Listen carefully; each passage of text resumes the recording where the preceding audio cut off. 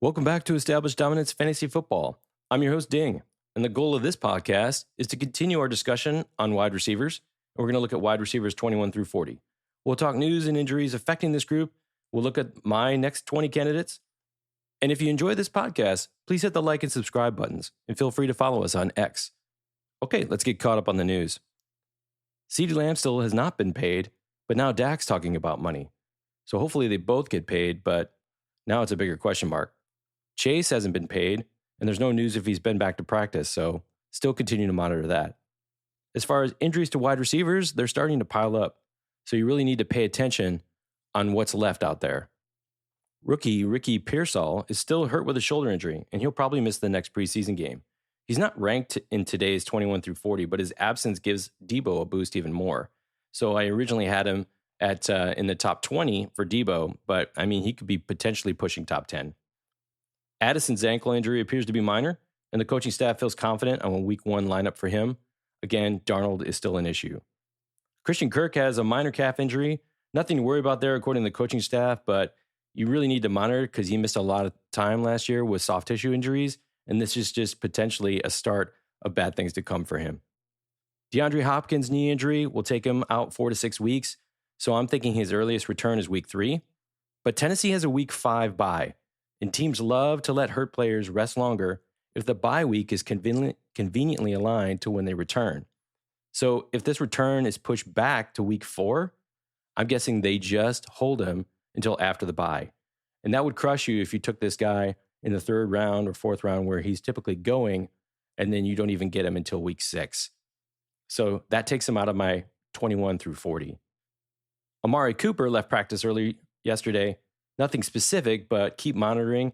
He's a beast, a great wide receiver, but he does have a tendency to get some injuries that can cost him some time.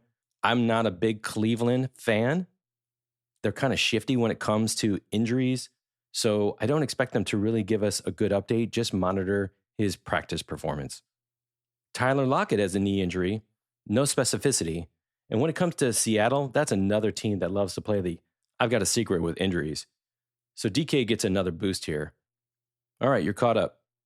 Let's look at draft trends and ADP now. We left off at the midpoint of round 3 with the top 20. Now we're going to take a look at the next 3 to 5 rounds. From round 3, the midpoint, we've got Debo, Devonta Smith, DK Metcalf, Diggs finishing up round 3. Moving into 4, wide receivers are Flowers, Cooper, and Pickens. 5, Kirk, Higgins, Dell, McLaurin, Rice, Godwin, Ridley. And then in 6, we have Allen, Brown, Reed, Johnson, and Watson. And that pretty much finishes up the next 20 wide receivers off the board. Things I like to think about in these key rounds is what kind of offense do I want to have exposure to?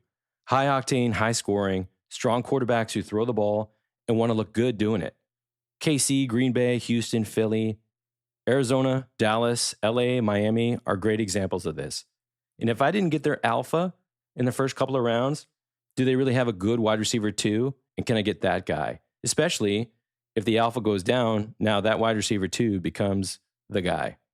Or is there still a wide receiver 1 available or a rookie who will command targets with great potential and opportunity? And these are some of the things I'm thinking about. Okay, let's take a look at my rankings from 21 through 40. We'll look at the same assumptions that we did in the last episode. Players will be available to play for at least 16 games. I can't predict injuries. We'll use PPR scoring. And if you're in a non-PPR league, I'll highlight those. Opportunities and potential are still the key to my list, but I'm also looking at quarterback impact, team success, and the supporting cast. Here we go. At number 21, I have Brandon Ayuk. He had 1,342 yards last season, but he's going to probably change teams to Pittsburgh. Again, I'm assuming he's going to change teams. His yardage is going to go down. There's just not enough balls to go around in Pittsburgh to share it with Pickens. So I can see him dropping about 200 yards at least. Probably still catches 75 balls, but he's a solid number 21. And if something happens to Pickens or he gets injured, then he becomes the true alpha there. At number 22, I have Neighbors. Now, I know he's a rookie. He's with the Giants. These are two really big things going against him. But if he can stay healthy, he's going to get the opportunity and potential because there's no one else on that team honestly catching balls. At number 23, I have DK Metcalf. Now, right now, he's the preferred TD option. Tyler Lockett used to average 8 TDs a season, and he had a real big string of that going on, but last season he broke that. And Lockett's hurt too.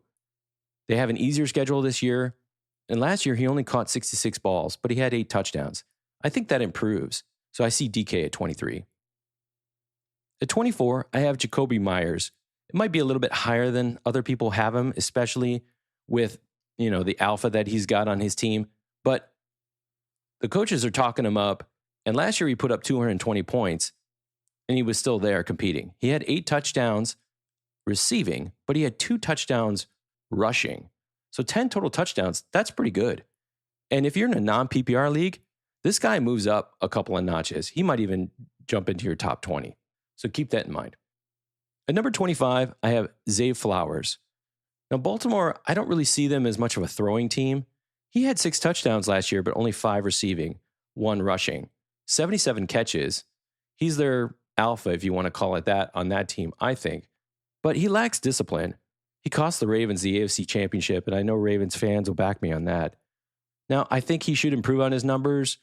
He's more experienced, but can he straighten out those intangibles? I think so. In a PPR league, though, he drops because right now they're not throwing him touchdowns, and his yardage was sub 1,000, even with 77 catches. So I think he drops a couple places. At 26, I have Amari Cooper. Now, right now, he's got an injury. We don't really know what it is. I already talked about it. He had 1,250 yards last season and 72 catches. That's pretty good, but only 5 touchdowns. If he could increase his touchdown numbers, I could see him jump from 26 to like a 21. So he's a solid 26 at this point. At 27, I have Terry McLaurin. I like Terry McLaurin. I think he's an alpha, but for some reason, Washington just doesn't seem like that. 79 catches, but only 4 touchdowns. If he could double his touchdowns, he would easily crack the top 20. But he's got a young quarterback, rookie. I'm hoping that he finds him, but let's keep him at 27 for now. At 28, I have Chris Godwin. He's just, and no offense to Chris Godwin, he's just a boring player. He always finishes in the top 30. To me, he never really excites, but he's a competent guy. And it shows in his touchdowns. So he had 83 catches, but he only had 2 touchdowns. They just don't look for him in the red zone. This is a guy that if you're in a non-PPR league, he drops significantly. I'd say almost to the back end, closer to 40.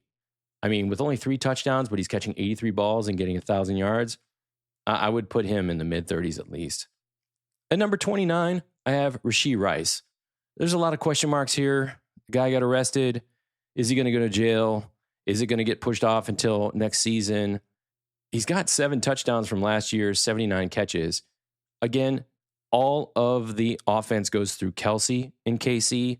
So for Rashee Rice, it's really a question mark of can he stay healthy? Can he stay out of jail? And can he repeat? And if he can repeat his performance from last year, I think he finishes here at 29. And he was the number 27 overall last year. At 30, I have Jaden Reed. Now, I know there's going to be a lot of argument over this because everybody thinks that Christian Watson is better. But when you watch Jaden Reed play, he's explosive. He's what helped get Green Bay into the playoffs last year. No question about it. He has 8 touchdowns receiving, and he only caught 64 balls. In addition to that, he had 2 touchdowns rushing and 119 yards rushing. They like to get him the ball because he has great speed. Their schedule gets tougher, no doubt. He caught 64 balls and had under 800 yards, but he had 10 total touchdowns. Imagine if they threw him the ball 20 more times, got him closer to 1,000 yards, and kept his touchdowns the same. He'd be a top 20 wide receiver. At number 31, I have Calvin Ridley. And this was tough because DeAndre Hopkins is the man in Tennessee, but he's hurt pretty bad. His knee injury is going to take him out of at least weeks 1 and probably 2, and then potentially 3. His bye week, I believe, is 6. So there's a chance that DeAndre comes back before the bye week, but losing 2 weeks from DeAndre is crucial. And if Calvin Ridley can stay healthy, he can pick up those extra targets. Ridley was on a different team last year. The strength of schedule for Tennessee is very tough, but the Hopkins injury elevates him into the top 40. At number 32, I have Adam Thielen. It's like the sticky booger that won't go away. And I love Adam Thielen. I can't believe the Vikings ever got rid of him. Last year, he caught 103 balls, had only 4 touchdowns, and still had a number 17 finish. And Thielen is healthy. He played all 17 games last year. If he can do the same, he's going to put up similar numbers, which last year put him in the top 20. I dropped him a bit here. I think he's got a little bit more competition. There's some quarterback question marks, but this is the guy you dump the ball to. Hopefully he can get some more touchdowns. However, if you're in a non-PPR league, this is a guy that you need to drop a few spots because he's not catching touchdowns. At number 33, I have Jalen Waddle. Waddle is a great player. The problem is the alpha on his team, Hill, really takes away from his potential to be a top 20 guy. He had 4 touchdowns last year, which is a pretty low number. He has a minor injury right now. He's just not the red zone guy that they look at. Remember, inside the 5, they run the ball, and the deep touchdowns go to Hill. Sometimes Waddle gets one here or there, but unfortunately, that caps his upside, so I have him at 33. At number 34, I have George Pickens. This is tough because I already have Ayuk in this second 20 as far as wide receivers are concerned. I'm not sure if there's enough balls to split between the two of them to make them fantasy relevant between 21 and 40, but I'm taking a risk here. I want to get exposure to this team. Now, Russell Wilson, when he had DK and he had Lockett, he was slinging the ball all over the place, and there were enough touchdowns and catches to go around. So I think this could be a good potential for him. At number 35, I have Christian Kirk. He has an injury question. He's already hurt. It's supposed to be minor, but then again, it's always minor with him. And then he picks up more injuries, and then he's only playing 12 games like he did last year. Last year, he only had 3 touchdowns as well. Now he's on the same team. Ridley's gone. So you would think that more of those touchdowns would go to him. We'll see. I still think that Evan Ingram and the running backs will command most of the touchdowns here, but it remains to be seen. At number 36, I have Christian Watson. I will tell you that I will probably not draft Christian Watson. I am just afraid of his injury potential. However, if we assume that he's going to be healthy, he should put up some solid numbers. He only played in 9 games last year, and he scored 5 touchdowns. That's really good. He's obviously a red zone target. I just avoid him because I think he's injury prone, and he's shown that so far. However, he has the potential to have 10 touchdowns and elevate himself at least to like a number 20, maybe even a top 20 position. At number 37, I have T. Higgins. Now, T. Higgins only played 12 games last year, had 5 touchdowns, so I'm looking for more touchdowns out of him. He was definitely outside the top 40 last year, but if he can get 8 touchdowns, bring his catch up to about 70 and his yards around 1,000, he's a very, very solid second-tier player, wide receiver 2 for you. At number 38, I have Ladd McConkey. I'm taking a reach here. He's playing for the Chargers. He's a rookie. A lot of potential. I can see a lot of the throws being funneled his way. Great potential, great opportunity. He's a little bit hurt right now, but they're saying he's going to play this weekend, so monitor to see how that game goes. He could potentially be a PPR hog, but that also means if you're in a non-PPR league, this is not a guy who's in your top 40. At number 39, I have Tank Dell. That means I've got all 3 of the starting wide receivers for Houston in the top 40. Again, a team that loves to throw, lots of potential, and they all had many touchdowns apiece. I mean, he had 7 touchdowns last year and only played in 10 games. He's incredibly explosive, and the quarterback loves to throw him the ball. Their schedule got tougher, no doubt, but there's room for all 3 of these guys in the top 40. And I want exposure to that offense. So even if this is a slight amount of a reach, I'm going to grab him here. And at number 40, I have Brandon Cooks. This is a pick, as far as placement is concerned, this pick is here because of CeeDee Lamb's willingness to sit out. Now, their schedule got radically worse, and he's also nursing a knee injury. That's what we call old man syndrome.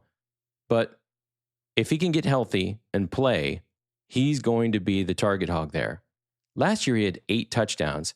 He had a number 38 finish. So if he at least got the same number of touchdowns and increases yardage by 100 or 200 more, maybe about 10 more catches, I mean, you're looking at a guy who finishes in the top 30. And if CeeDee's gone or holds out for a couple of weeks, Brandon Cooks is definitely going to break 1,000 yards. And there you go. These rankings will help you fill out the potential wide receiver 2 and wide receiver 3 in your starting lineup, which is normally the starting requirements in many leagues. Remember that rankings can change fast based on many different factors, so continue to monitor the news or my X feed for updates. Before we sign off, I want to recognize our men and women in uniform who protect the freedoms we cherish. Thank you for your dedication, service, and sacrifice. And that's it. Thanks for listening. If you enjoyed this episode, be sure to subscribe and follow us on X, YouTube, Apple, Spotify, or wherever you get your podcasts so you can stay up to date on our latest content. Next episode, we'll go deep into wide receiver coverage and focus on bench talent. Until then, remember, established dominance isn't just a catchphrase. It's a commitment. Are you ready?